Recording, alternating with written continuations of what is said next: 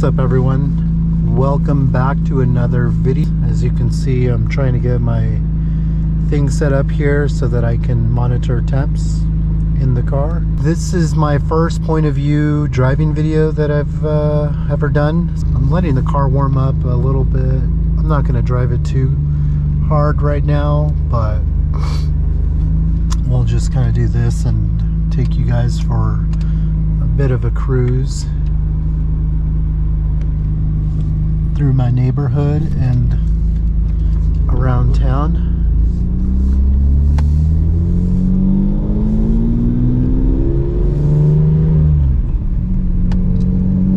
Alright, and hopefully you guys can see this pretty good when it comes out in post-production. But so the E36 M3 has been one of my favorite cars of all time.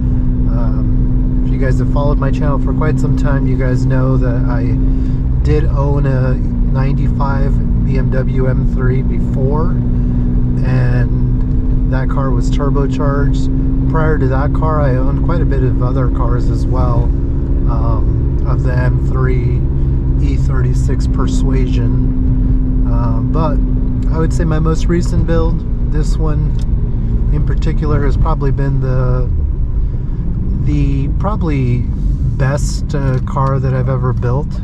Simply because one, I did the interior on it, and I've never had a car like an E36 M3 with this type of interior that's, one, very unique, and two, practically brand new. So I would say this is probably the cleanest example that I've had, and I would also say this is probably the one that I've probably worked on the most myself, which is also pretty cool. Car drives very smooth. As you can see, my alignment's kind of off, but no big deal. We'll get that taken care of. And I think that probably has to do with the fact that I moved my steering shaft in order to drop the engine in, and also to remove the engine. That probably had a lot to do with it, but you know, it is what it is. So we'll go ahead and merge on the freeway here. I'm sure people are going to be looking at me like thinking, what the hell is this guy doing? But whatever. I'm just going to go north for now, because typically north does not have as much traffic. Hopefully the audio on this is pretty good. I just bought a GoPro Hero 9, and I was contemplating going with a different GoPro, like an older model, but I found a pretty good deal on this one and figured I might as well just go with this one for now. The S54 runs super smooth, and it makes this E36 feels so much different than the previous S52 that I had in it. It feels much smoother. Feels definitely like you have more torque and more power, even though these aren't really known for the torque. More or less known for like the high revving, high horsepower cars or engine. But I would say for the most part, this is really transforms the car from what it once was. And I think just in general, like it makes the car feel so much different. And I driving this car, like from where it was at before, is just huge night and day difference. Like huge. I just can't say that enough, that it's just a big difference in the way it drives. And I'm super happy with this car. I really love the way this car feels and just how it drove before, and now with the S54 in it, it just feels like a totally different car.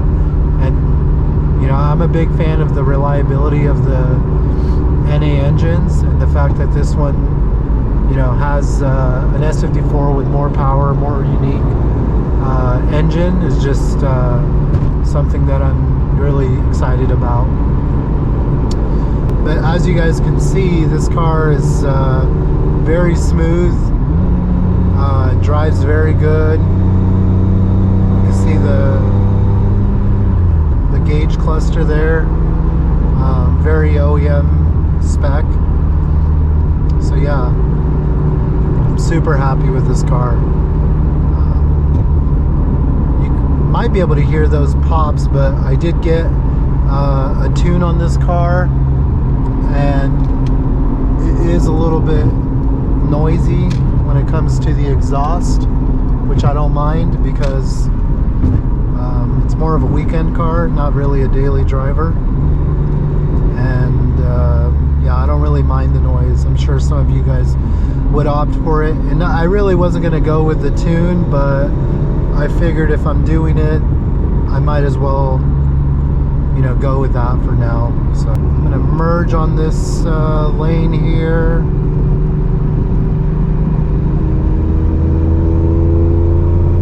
I did remove the sport button. I had it enabled, but I actually removed it, or not, I didn't remove it, but I pushed the button to just do normal driving, because I felt like when you have the sport button engaged, at least on this car, in my E46 it's a little different, but on this car the throttle is just very sensitive, where it just almost like jumps. And with this one, I feel like it's almost too much, because one, the clutch is really light and it feels kind of weird, which is interesting because I have a brand new clutch in here, but also I'm running the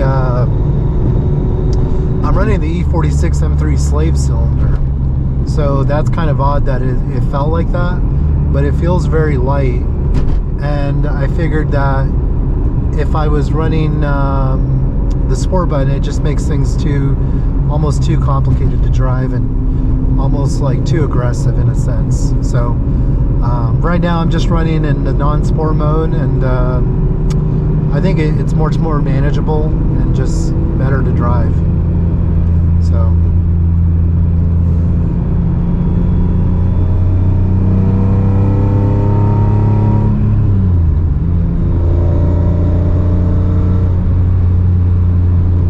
hopefully these guys let me get over. I kind of picked a bad time to go on a drive, but we've had really good weather, I would say in the last week and a half or so in Arizona, where it's been a little bit milder as far as from my heat wise, and I thought I would take advantage of it today because it rained yesterday, and typically when it rains it's a little bit cooler. So right now you guys can see I'm cruising about 85. My RPMs are under 3,000. That's the overdrive gear, the 420G transmission, so definitely a bit different.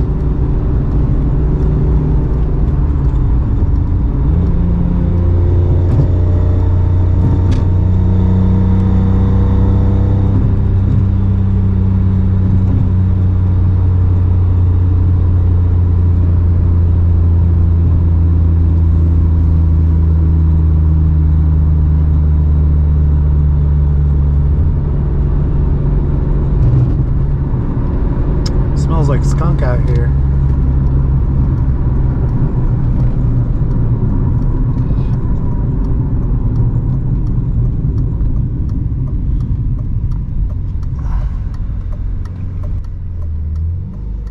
Temps are right in the middle.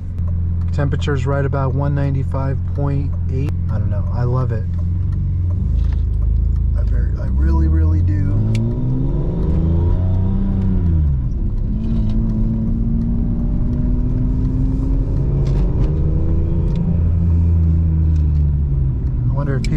like looking at me wondering what the hell is this guy wearing, but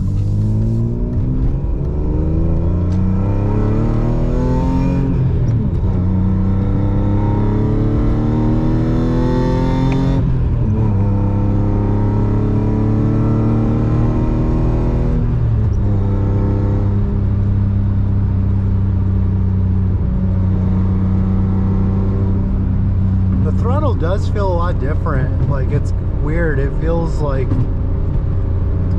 very different in the car than the normal throttle that was in the E36. It just feels so different. I think that's part of the drive-by-wire, but it just feels a lot different.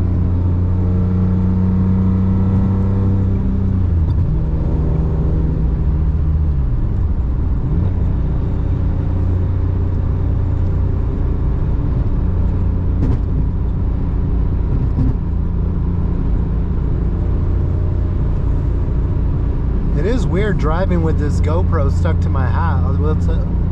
We'll say that. It's very odd. It's like, I don't know, very weird.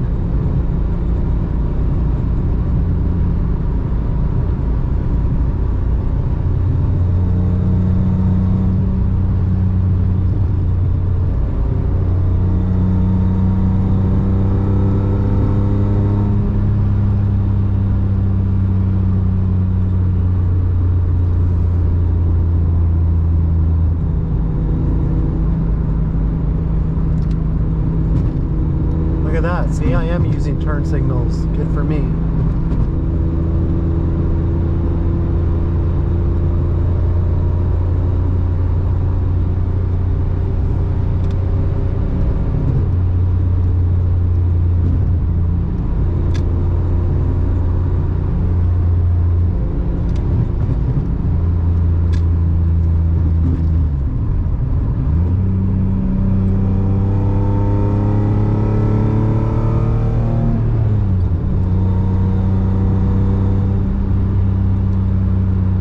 Just feels so much more raw. This engine's just feels so much different. It's like power on demand, even though it's not really like super crazy in power. It's has a more raw feel to it.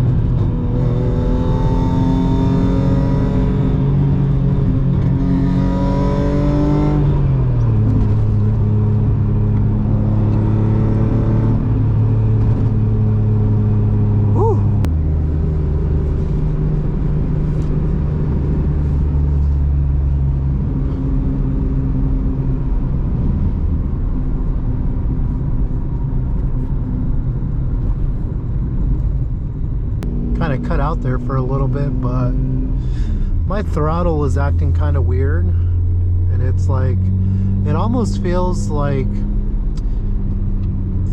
it's not linear, like it's kind of gets stuck a little bit. Like right here, like you